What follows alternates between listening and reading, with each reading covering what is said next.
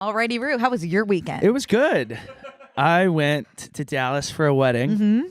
And Thursday night I went to the D'Amelio shoe launch. Oh, yeah. And that was fun. It went really late, like later than I thought it was going to. And so when I finally got home, I was like, all right, I'm going to set all my stuff, get ready tonight. So, it was already packed, everything. I put everything at the door, put all my stuff at the door. My roommate had laundry in the laundry machine. I moved it to the dryer. I made coffee, put it in the fridge, ready to go, brush, floss, and then didn't plug in my phone. So I did not wake up for my original flight. Right. Which is fine because I woke up like half an hour after. It was still so early in the morning. But there was only one other direct flight, and it was on Spirit. I've never flown Spirit. Me neither. I'm not better than Spirit. I'm not saying that at all. I've just never had the opportunity presented where that was my only option. Well, that's awesome that you were able to get this opportunity presented. I will tell you that the terminal that I was in at LAX felt like, when you go to like a Kmart and you're like, Never been to is Kmart. this still like a part of the store? Why are none of the lights on? Like, are these people, do you live in this Kmart? That's what it felt like here. Like it smelled like shit, honestly. Like the terminal, there was it smelled like poop. And the gate agents are yelling at people. I'm like, where? It's because they have nothing to lose. No, they don't. Their reputation could not get worse. I'm sitting there.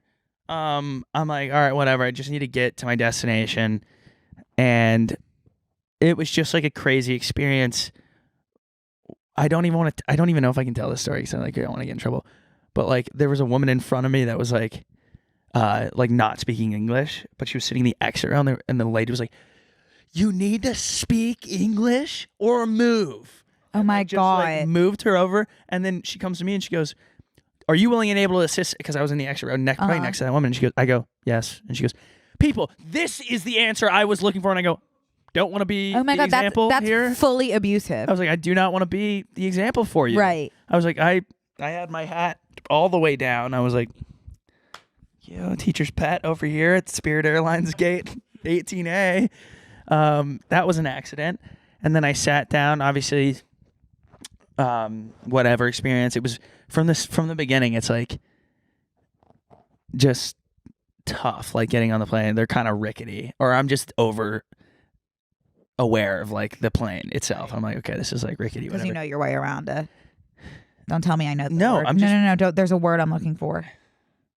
It's the not the cockpit, not the phalange either. The shaft of the plane. Not the shaft.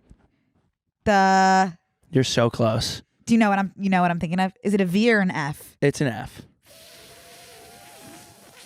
What's the second letter? U. Foo.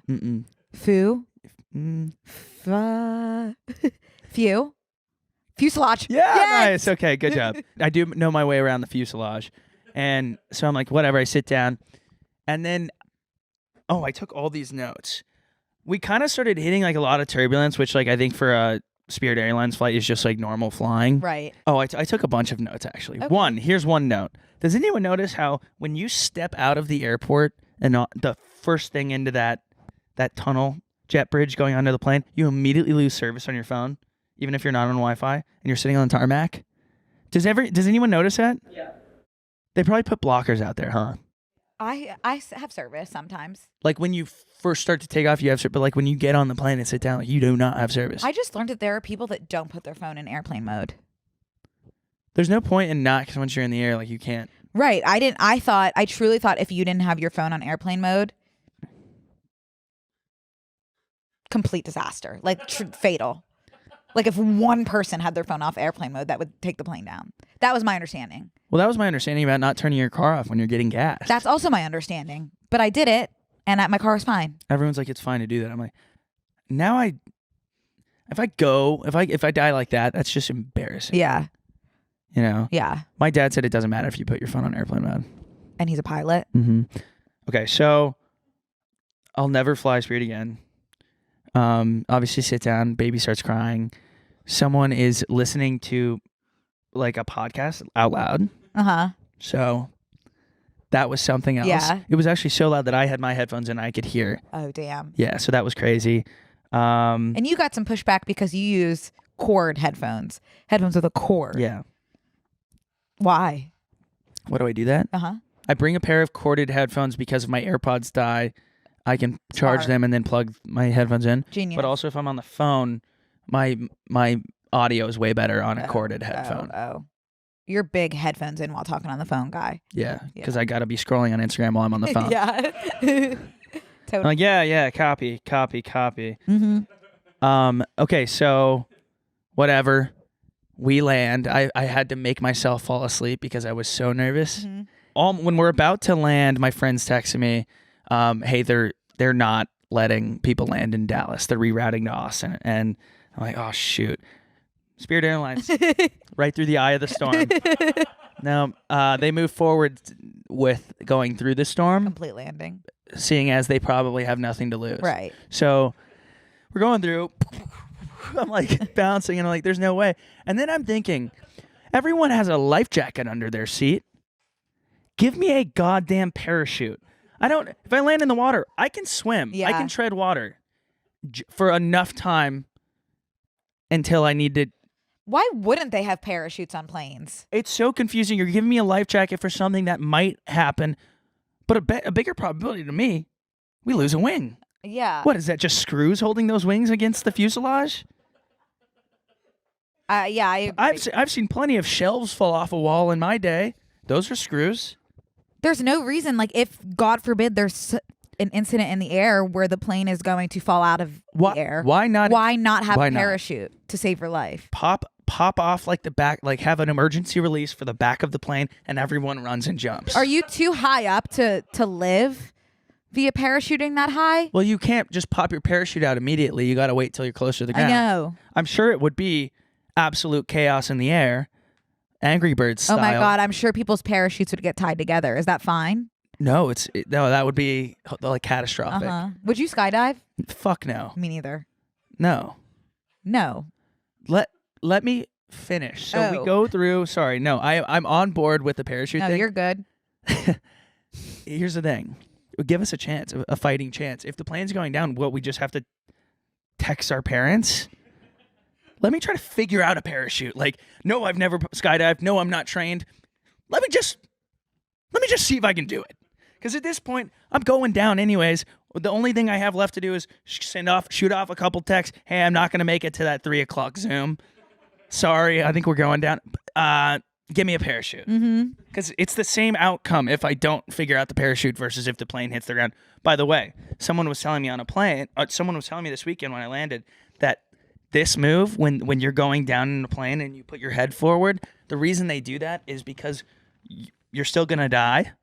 But then they can, if you sit like this, you're going to be in the seat that was assigned to you when you perish, so they can identify the bodies if they're like unidentifiable. Oh. Pretty dark. Sorry. But in a parachute situation, you might be landing anywhere, but you'll be okay. Yeah. If you figure it out. Anyways, all right, I'll lighten the mood. So we're going down, not like in a fatal sense, but it felt like it. And we start going down, and then we start going back up. Like, that ain't right, but consider the situation. It's whatever. I see the airport. We go past it. I go, okay, that's not an ideal situation. And then the pilot comes on. This is your captain speaking. We were going too fast to land back there, so we are making a U-turn, and we're gonna try that one more time. I go. Didn't need to know that. All for second chances. What do you mean you were going too fast to land? That seems like something you wouldn't go on a bus with someone said, "Oh, that red light just popped up out of nowhere. We were going too fast. We're gonna roll through that and make a U-turn and try it again." It's good that he had noticed. Sorry, we barreled through that red light back there. We were going a little too fast to stop. I think it's great that he knew, he had recognized that mistake. Took that learning experience into account, tried again. And I bet you landed the second time. That is not like the sentiment anyone else had. Right. I guess. Because I think when you're in a situation where your life is in someone's hands, much like getting your hair cut, and the barber says, "Oops," like there's a couple places you don't want to hear something like that. Honestly, your life is in someone else's hands every second of every day. Like, theoretically, Kenny could just like stab you right now, you know, and he might. You literally never know. There's no difference between you sitting on this set and you being in a plane that can't land. I could literally decide to. I'm having intrusive thoughts. This is the definition of intrusive thought. No, go on. No. Okay, so that's all I was gonna say, and then on my way home, obviously the wedding was amazing. Had no hiccups at all. It's kind of a bummer when like nothing happens at a wedding. Like we had nothing bad happen, and then it's like, okay, so what do we talk about? It was just like a gorgeous day, amazing wedding, so much fun. Also, I've been to so many weddings recently that I feel like I could plan a wedding start to finish. I'm okay, thank you. My appendix is making me not want to eat, so you can have my applesauce. And you can have the cappuccino. Thank you. You're welcome. But it was great. We danced the night away. It was really fun, and then it was just mellow. That being said, it was so mellow that like I got home and I was like, oh, nice. Like it was great. We had a fun time. Everyone drank and be merry. What's it called? Drink and be merry. Drink and be merry. Yeah. And then I got home and I like go to bed and I'm all tucked in and brush my teeth, floss. And then I'm like, oh, I forgot my phone charger downstairs. Can't make that mistake again because I was leaving the next day. So I go to walk down the stairs, miss a step, and I tumble down a full flight of stairs. That's a good ick.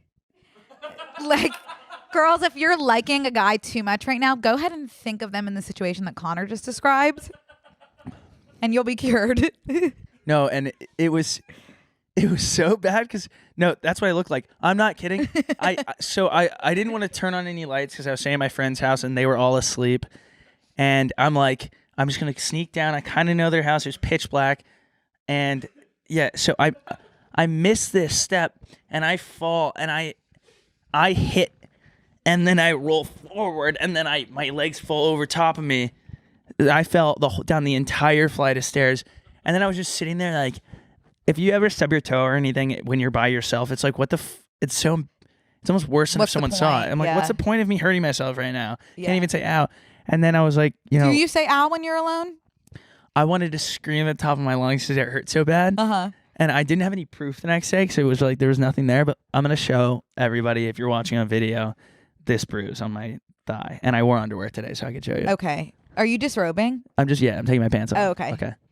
No problem. So, I have to. Yeah, I know.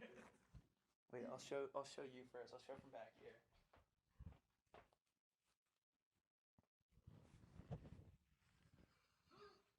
Oh my gosh, Connor, that's the worst. Does it still hurt? Did you see it? Yeah? Yeah, it hurts. I'm sorry. No, it's okay. And what's funny about that is that I have that same bruise on my ass because I hit every angle of myself going down. So it's that bruise all the way to my ass and then down here and on my ankle too. Oh my God, do you want to come to the butt ward of urgent care with me after this? You're going to have to get the iron lung on your ass.